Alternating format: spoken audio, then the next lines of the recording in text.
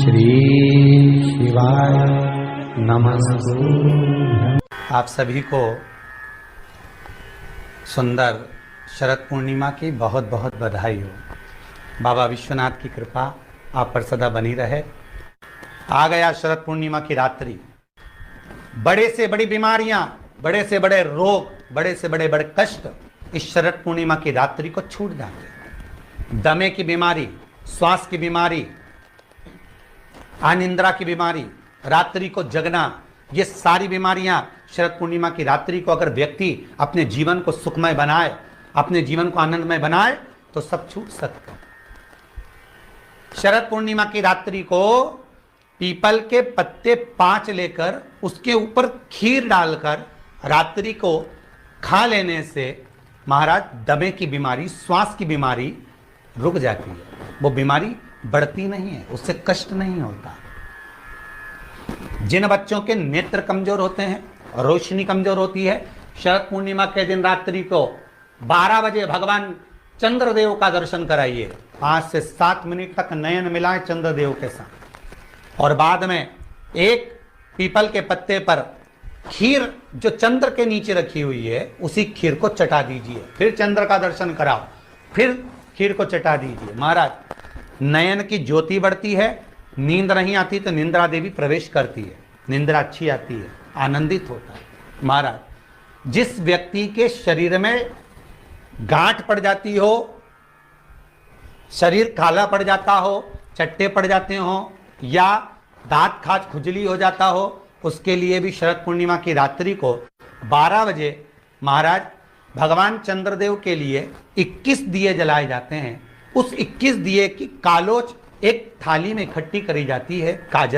कालोच को इकट्ठी कर कर शरीर में गाय के घी के साथ में जहां जहां जगह पर चट्टे हैं, गांठ है, वहां लगाया जाता है। उसको 5 या 7 दिन लगाइए। उसके बाद में रोज प्रतिदिन लगाने के आधे घंटे बाद स्नान कर लीजिए, आराम लगना प्रारंभ हो जाता है। महाराज आज शरद पूर्णिमा की रात्रि से लेकर कार्तिक पूर्णिमा की रात्रि के बीच में जो दामोदर भगवान का, कृष्ण का, शिव का मंगल आनंद करेगा, अभिषेक करेगा, पूजन करेगा, स्मरण करेगा, उसके सारे दुख दरिद्र दूर हो जाएंगे। रात्रि को आप बड़े प्रेम से खीर बनाओ, चंद्रदेव की साक्षी में रखो, भोग लगाओ भगवान श्री हरि को।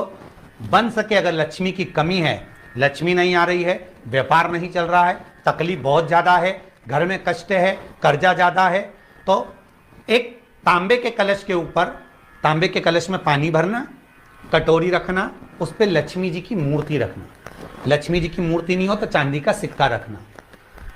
उसके सम्मुख में आप 31 दीपक 31 दीपक घी के लंबी बाती के जला देना।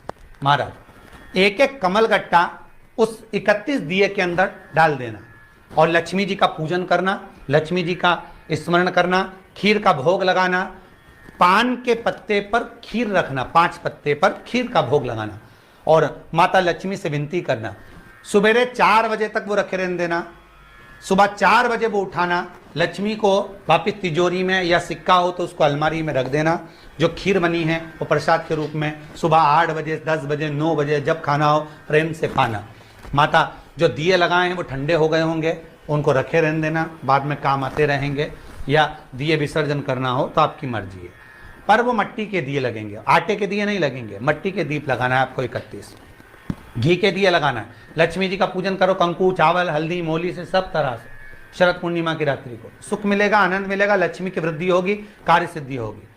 दूसरा क्रम, अगर कार्तिक पूर्णिमा हो, शरद पूर्णिमा हो, ये दोनों पूर्णिमा पर शरद पूर्णिमा के दिन आप शाम को प्रदोष काल के समय 4:30 बजे से 6 बजे के बीच में 1 लोटा पानी, उसमें 5 बेलपत्र रखकर, 1 कमलगट्टा डालकर भगवान चंद्रेश्वर महादेव के नाम से भगवान शंकर को चढ़ा दीजिए।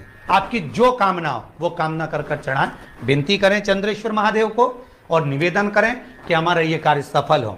केवल शरद पूर्णिमा के दिन चढ़ाइए, कार्तिक पूर्णिमा तक क्या फल मिलता है हमको जरूर बताइए। भी शरद पूर्णिमा की रात्रि को और कार्तिक पूर्णिमा की रात्रि को गर्भवती नारी अपनी नाभि पर यदि चंद्र की दृष्टि पड़वा लेती है तो बच्चा विकलांग पैदा नहीं होता है।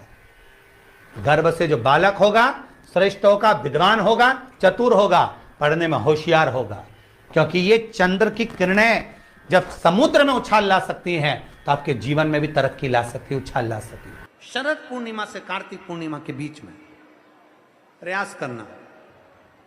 दुकान नहीं चल रही हो, व्यापार नहीं हो रहा हो, तकलीफें बहुत ज्यादा हो, घर में क्लेश जाता हो, अशांति ज्यादा हो, पैसे नहीं आ रहे हो, 1 रुपया कमा रहे 100 रुपये खर्च हो रहा है, बहुत टेंशन है, तो शरद पूर्णिमा से कार्तिक पूर्णिमा तक एक हल्दी और कुंकू ये थोड़ा सा मंदिर में लेकर जाइए। हल्दी और कुंकू जरा जरा सा ले जाओ।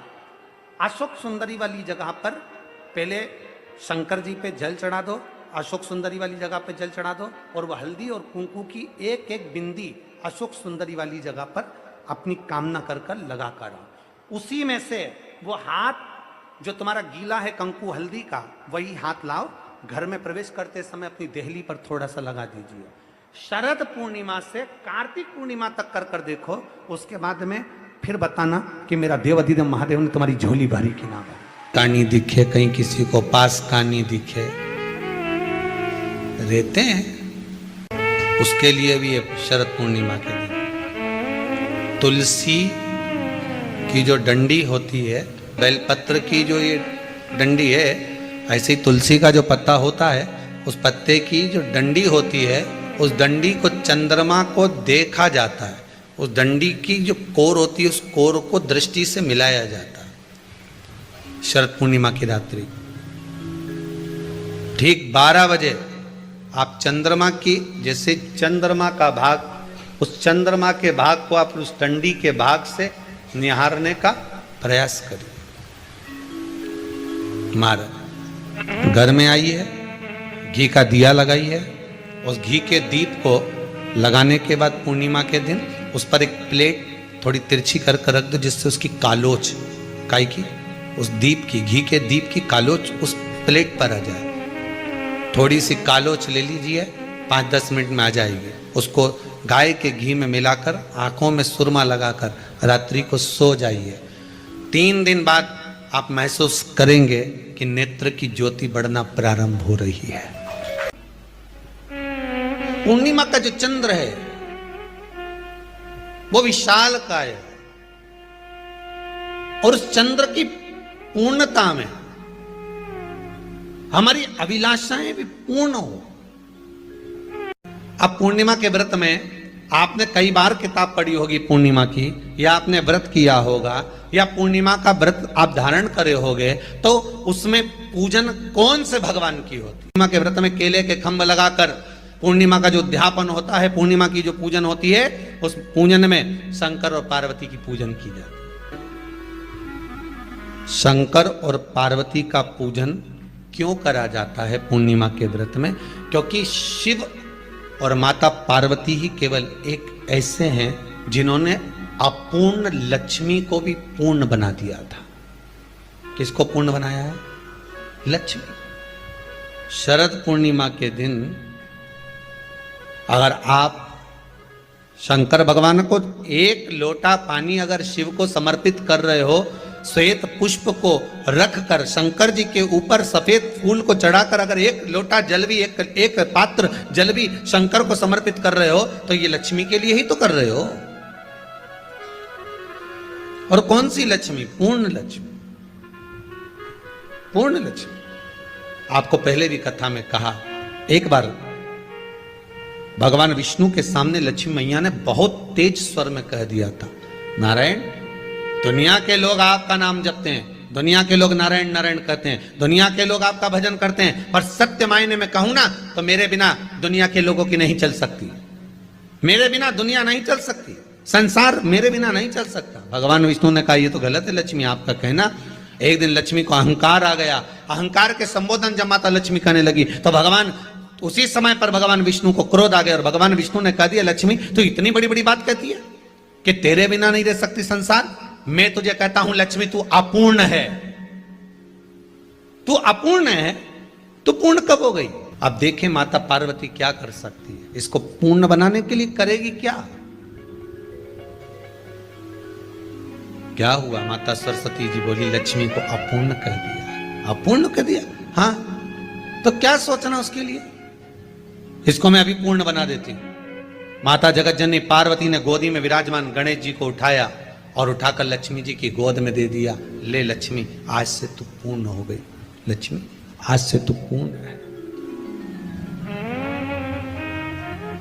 गोदी में जब तक संतान नहीं है तो नारी को लोग अपूर्ण समझते हैं, पर माता पार्वती जी ने संपूर्ण ब्रह्मांड में एक सिद्धता प्रदान कर दी कि अपने गोदी के लाल को, अपने गोदी के पुत्र को माता ने लक्ष्मी की गोद में देकर लक्ष्मी को पूर्ण बना दिया। वो दिन कौन सा था? यही शरद पूर्णिमा का दिन। कौन सा दिन?